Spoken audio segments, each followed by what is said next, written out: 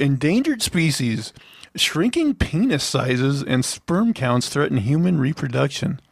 Some time ago, so they talk about that story about the sperm bank on the moon. It says if the facility is built, it would house sperm and eggs for a large number of animal species in addition to humans.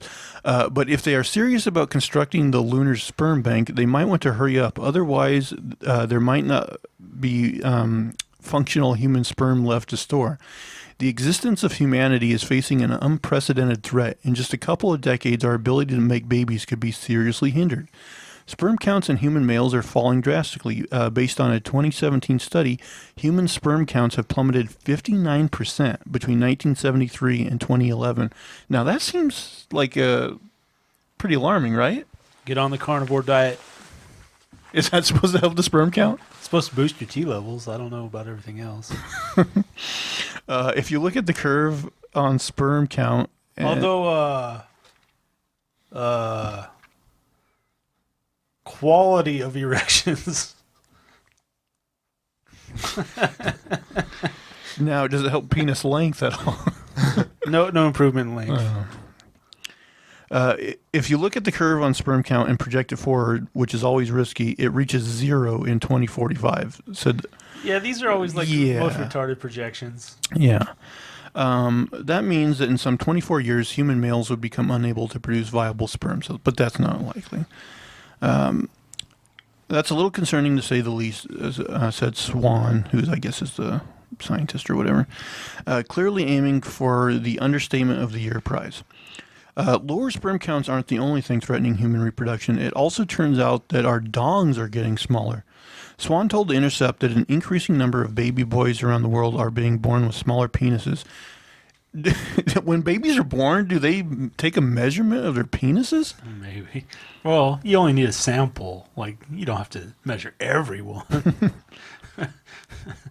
It's like all these people who are successfully reproducing have smaller penises. Maybe that's that would seem to be in the opposite of Darwin's theories. Again, it goes without saying that if human penises shrink to nothingness, it'll be a problem for continuing the species. In addition to disappearing dongs, the rate for erectile dysfunctions are going up. At the same time, global fertility rate, that is the number of births per woman, has crashed. In 2018, the rate stood at 2.4 babies per woman.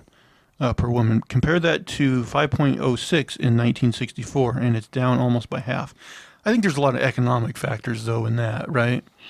Yeah, that's pretty complicated, but ideally it'd be good to get it down to 2, like 2 people like replace themselves, because growing population indefinitely is not great.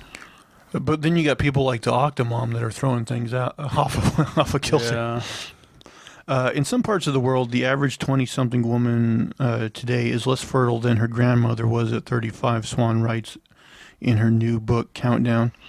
Also, the distance between the anus and the beginning of the genitals, the taint, in other words, is getting shorter in males. Oh, no. What does that mean? It's getting worse for us. We're not exactly sure how that works, but Swan says taint length's important for sexual reproduction. How? And that's been recognized since the 1920s. What? In a nutshell, humanity is I don't think I'm quoting any studies from the 1920s about taint length versus... Apparently it's in a nutshell, humanity is collectively losing its ability to sex it up and make babies. A little concerning indeed. Who's going to think about our taints? I know. My taint's shrinking. Taint scientist. Are they measuring the baby taints as well? Oh, no, they're getting shorter. Of 5 possible criteria for what makes a species endangered, only one needs to be met. The current state of affairs for human meets at least 3, writes Swan. We're not even close to being endangered. Yeah. The question everyone is asking at this point is, what is causing all this? And is there anything we can do about it? Well, a part of the cause can be found in modern lifestyles, wrote The Guardian. Cultural change, the availability of contraceptives, and the skyrocketing costs of living in medical and childcare are all making people more reluctant to procreate. Diet. But cultural shift can't explain the biological effects like shrinking penises.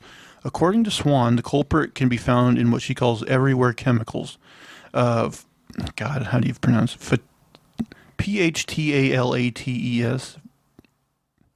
Phthalates? Phthalates? Phthalates. No. Alex. And bisphenol A are among these chemicals. They are used in everything from plastic containers and food wrappings to clothes and shampoos. These compounds are also called forever chemicals. They got that moniker because they break down in the body or in nature.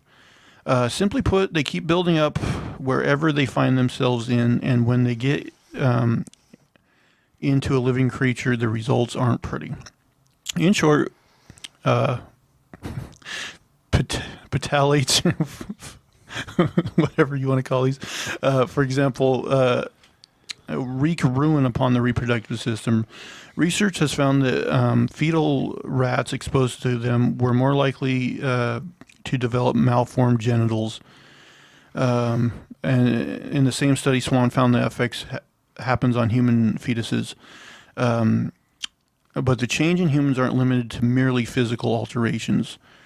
We found a relationship between that chemical level in women and their sexual satisfaction. So yeah, it goes on, but that's kind of the gist of it, is that there's those kind of chemicals in our atmosphere that are apparently shrinking our ding-dongs and ruining the old baby maker juice. I'm not worried about it. Slightly skeptical.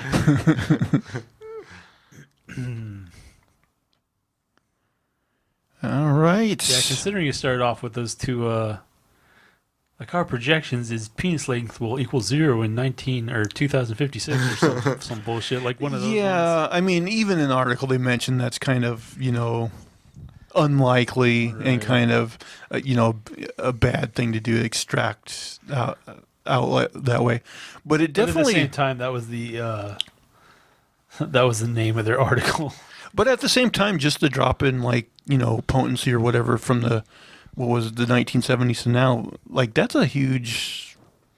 Well, I mean, like I said, I've been on the carnivore diet and I've been listening to a lot of YouTube stuff. There's a guy named Ken Berry does a lot of videos about it, but basically how people who aren't on the carnivore diet have a lot less testosterone. So I don't know. I'm kind of curious about that. Well, I think diet definitely does have it has a huge effect on a lot of things, but yeah, I'm sure that's one of them. But, apparently, even if you're eating right, these chemicals can affect you. Yeah, that's true, but it seems like diet's a bigger factor.